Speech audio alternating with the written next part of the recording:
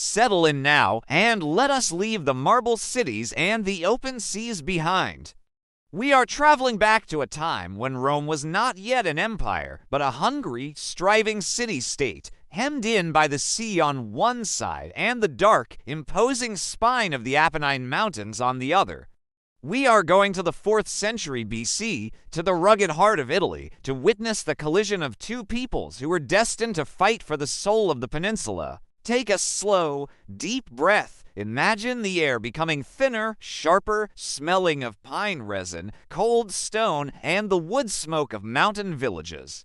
We are leaving the Latin plains and ascending into the territory of the Samnites. The Samnites were not a city people. They were a confederation of mountain tribes, the Herpini, the Colladini, the Caracheni, and the Pentri. They called themselves the Safines. They were hardy, frugal, and fiercely independent, living in hillforts and scattered villages, worshipping their gods in high, silent sanctuaries.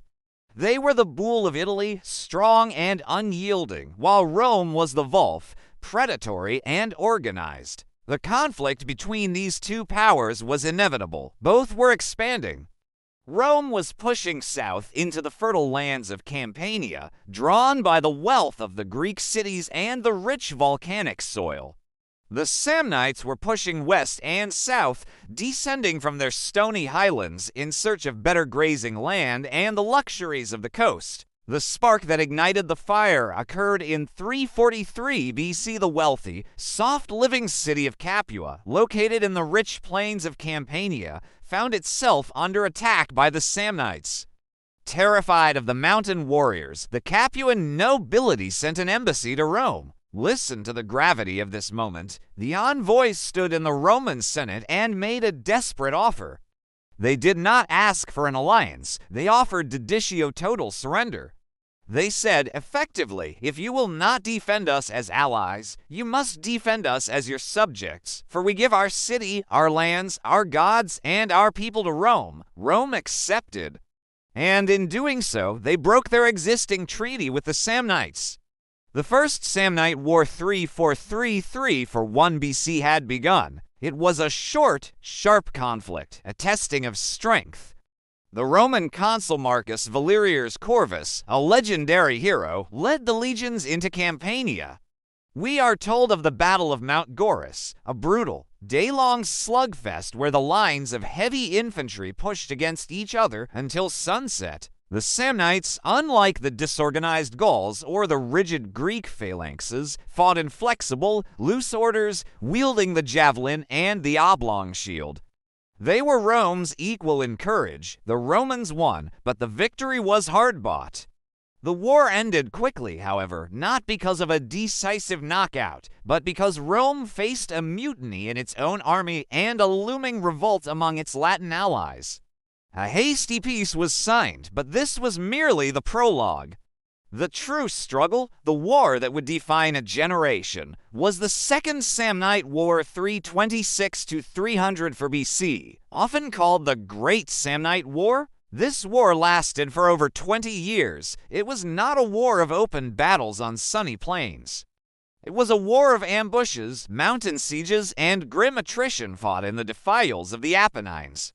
The most infamous moment of this war, and perhaps the most humiliating moment in all of Roman history, occurred in 321 BC at the Caudine Forks. Let me paint the scene for you. The two Roman consuls, Viturius Calvinus and Postumius Albinus, were leading a massive army of perhaps 20,000 men deep into Samnium, intending to strike at the Samnite capital.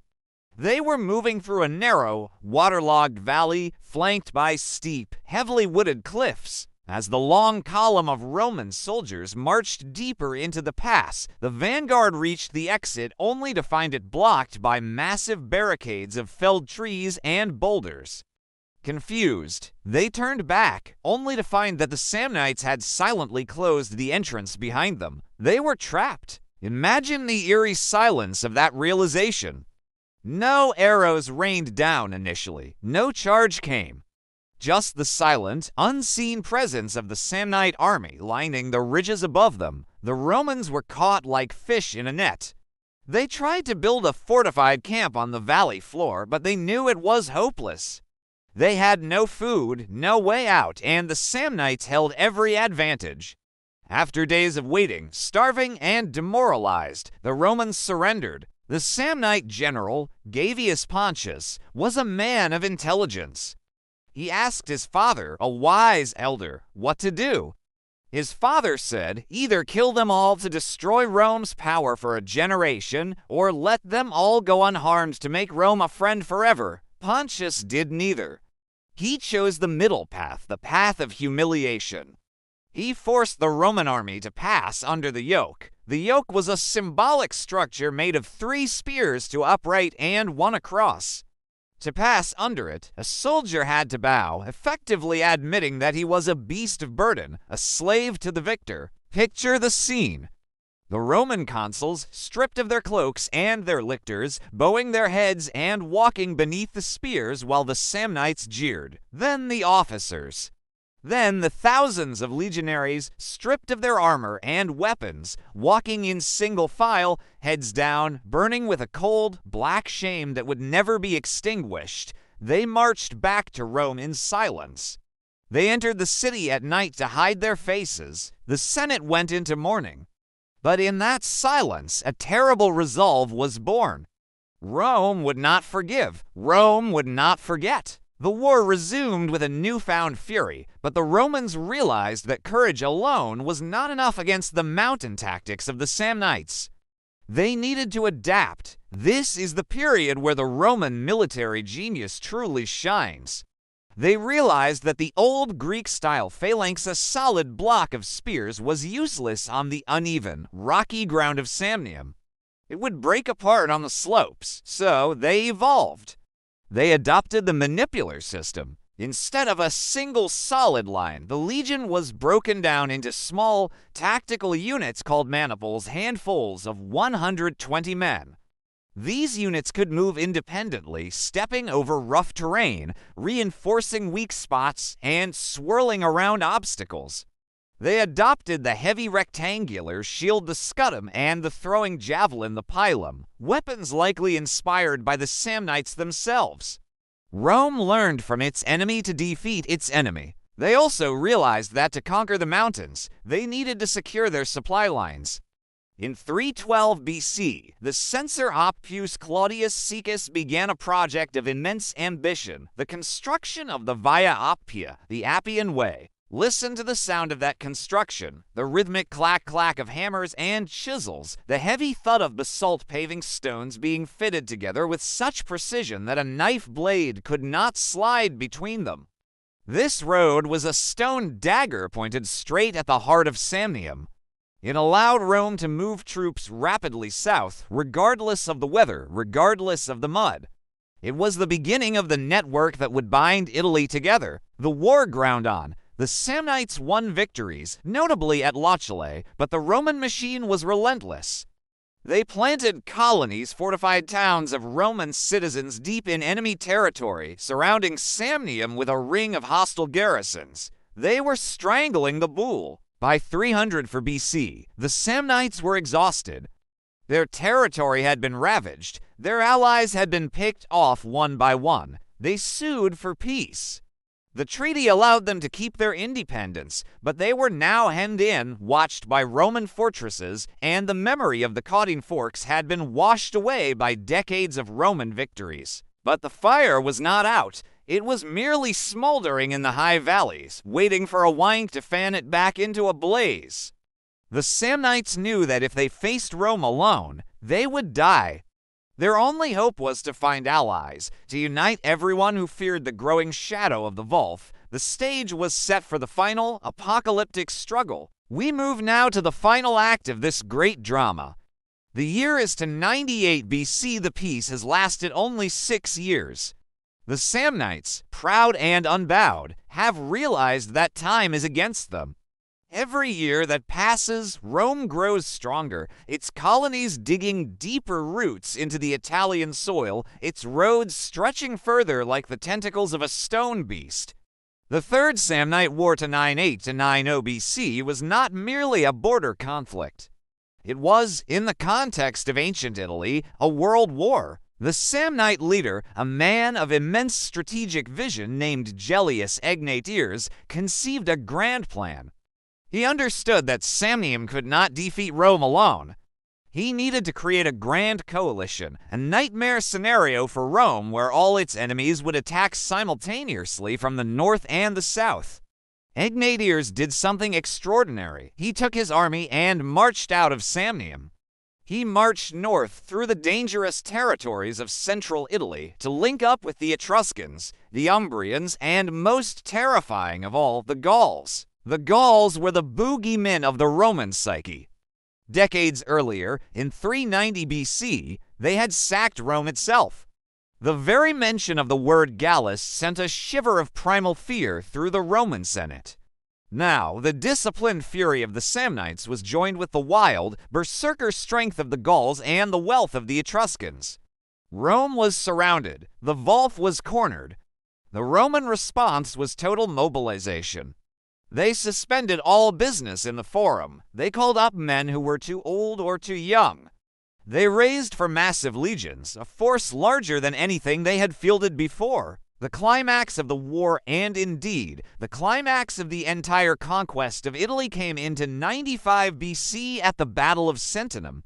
This battle is often called the Battle of Nations. It took place in Umbria, on a dusty plain surrounded by hills. Imagine the sight. On one side, the combined army of the coalition, the Samnites in their glittering armor and linen tunics, and the Gauls, tall, often fighting naked to show their contempt for death, their hair limed and spiked, wielding massive slashing swords.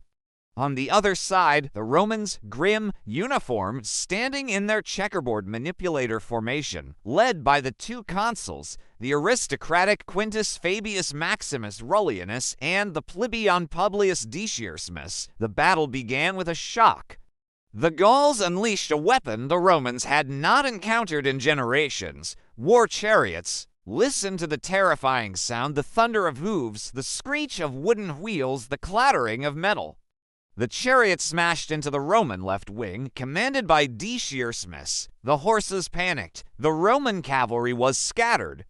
The infantry began to waver, terror gripping their hearts as the Gallic giants screamed their war cries. It was a moment of absolute crisis. If the left wing collapsed, the Roman army would be rolled up and destroyed. Rome would fall. In this moment of chaos, Publius Decius performed an act of supreme, terrifying piety. He decided to commit the devotio. The devotio was a ritual sacrifice. The commander would pledge his own life and the lives of the enemy to the gods of the underworld, to Tellus Mother Earth, and the Manes, the spirits of the dead. Picture the scene amidst the dust and blood. Decius signaled to the Pontifex Maximus. He put on his purple-bordered toga, veiled his head, and stood on a spear. He chanted the ancient, chilling formula: I drive before me terror and flight, blood and death, the wrath of gods celestial and infernal. I devote the legions of the enemy and myself to the earth and the dead. Then he remounted his horse. He did not retreat. He charged alone, straight into the thickest mass of the Gallic warriors. He was swallowed up instantly, killed by 100 spears, but the effect on the Romans was electric. They believed that their general had bought their victory with his soul. They believed the gods of death were now fighting on their side. The panic vanished, replaced by a cold, supernatural fury. On the right wing, Fabius Maximus had held firm against the Samnites. Now, seeing the turnaround on the left, he unleashed his reserves. The Roman discipline, the grinding efficiency of the short sword and the shield wall began to tell. The Gauls, exhausted by their initial fury, broke. The Samnites, fighting with the desperation of men who knew their homeland was at stake, were slowly surrounded and cut down. Gellius Egnatius, the architect of the coalition, fell at the gate of his camp. The grand coalition was shattered. The Battle of Sentinum broke the back of the anti-Roman alliance. But the Samnites, incredibly, fought on for another 5 years. They retreated to their mountain fastnesses, fighting for every hill, every village. The Romans responded with a systematic campaign of devastation. They marched through Samnium with fire and sword. Into 93 BC, at the Battle of Aquilonia, the Samnites made a last, desperate stand. We are told of the Linen Legion, an elite unit of Samnite warriors who swore terrible oaths of loyalty on a blood-splattered altar, dressed in white linen tunics and silver armor. They swore never to retreat, and they did not. They died where they stood, cut down in rows by the relentless Roman advance. By 290 BC, it was over. The Samnite consul Manius Curius Dentatus declared the final pacification. The Samnites were forced to become soci-allies of Rome. They lost territory, they lost the right to make their own foreign policy, and they were forced to supply troops to the Roman army. The victory was total. Rome was now the master of Italy. The Samnite Wars had transformed Rome from a local power into a military juggernaut. But consider the legacy of this victory. The Samnites were not erased. Their toughness, their stubbornness, was absorbed into the Roman bloodstream. The soldiers who would later march across the Alps with Scipio, who would conquer Greece and Carthage, were often men of Samnite blood or Romans who had learned the art of war in the hard school of the Apennines. The Via Appia still runs south today, a silent stone witness to the struggle. The Latin colonies planted in Samnium became thriving cities. The Oscan language of the Samnites slowly faded, replaced by the Latin of the conquerors, until only the stones remembered the old tongue. The Volf had devoured the bull, but in doing so, the Volf had grown strong enough to challenge the world. As we close this chronicle, let the silence of the mountains return. Picture the high, lonely pastures of the Abruzzo, where the sheep still graze among the ruins of the Hillforts. The war cries are gone. The legions have marched away. Only the wind remains, whispering through the valleys, telling the story of the fierce, proud people who once made Rome tremble.